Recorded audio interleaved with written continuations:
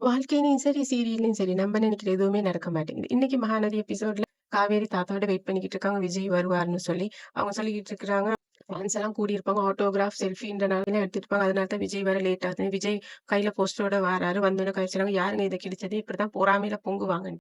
அவரு கோவமா சத்தம் போட்டாரு. அப்பலாம் இல்ல என் ஃபோட்டோ யூஸ் பண்ணியிருக்க தாத்தான்னு சத்தம் போடுறாரு. அந்த நேரமே ராகினி பார்த்துக்கிட்டு இருக்கத பார்த்தோனே காவேரிய வந்து ரூமுக்கு வந்துட்டு போயிறாரு. ரூமுக்கு போனோனே அவரு சொல்றாரு. என்ட்ட பிரைவசி எனக்கிட்ட பெர்மிஷன் கேட்டுருக்கணும். காவேரி சொல்றாங்க, "நான் உரிமையில செஞ்சுட்டேன்ட்டு." என்ன உரிமைன்னோனே, "நான் வந்து கல்யாணம் வந்து கான்ட்ராக்ட் மேரேஜ்ன்றது மறக்கல. நீங்க என்னோட ஒரு நல்ல ஃப்ரெண்டுன்னு நெனச்சு தான் செய்தேன்."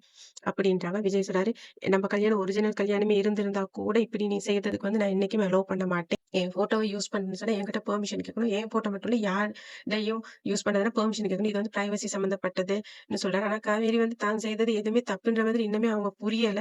இன்னுமே அவங்க சர்ப்ரைஸ் குடுக்க செய்தேன்னு தான் சொல்லிட்டு இருக்காங்களே தவிர, தான் செய்தது எவ்வளோ பெரிய தப்புன்றது அவங்களுக்கு புரியுது. அப்பயும் விஜய் சொல்றாரு, ஹிட்டன் கேமரா வச்சு ஒருத்தவங்க பிரைவசிய பிராங்க் பண்றதெல்லாம் செய்றாங்க. இது எல்லாமே தப்பு. அதே மாரி தான் இதுன்னு சொன்னாலும் காவேரிக்கு புரிய மாட்டேங்குது.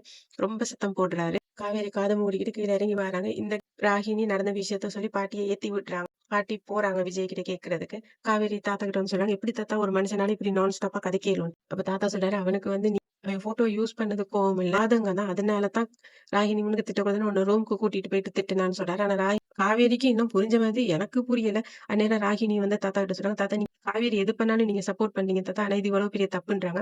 தாத்தா சொல்லிடுறாரு, "அது வந்து அவ புருஷன்ற உரிமையில செய்றா. அது அவங்களுக்குள்ள பிரச்சனை. அவங்க 2 பேரும் பார்த்துக்கோங்க. நீ அதுக்குள்ள நடுவுல போகாதன்னு" சொல்றாரு. ராகினிய வெறுப்பேத்துறதுக்காக காவேரி சத்தமா சொல்றாங்க, "நான் இன்னும் போஸ்ட் அடிச்சு விட்டுருவேன். என் புருஷன்" அப்படின்னோனே அங்க மேல இருந்து விஜய் கத்துறாரு, "இன்னும் நீ போஸ்ட் அடிப்பியான்னு" சொல்லி சத்தம் போடுறாரு. அந்நேரம் ராகினி கேட்கறாங்க, "இந்த முறை அப்பளம் ஆட் அடுத்த முறை என்ன ஜவ்வரிசி ஆட்டான்னு" சொல்லி விஜய் இன்னும் கலாய்ச்சிட்டு போயிடுறாங்க. ஆனா இன்னமுமே காவேரி வந்து தான் செய்த தப்ப உணராம தான் இருக்கிறாங்க.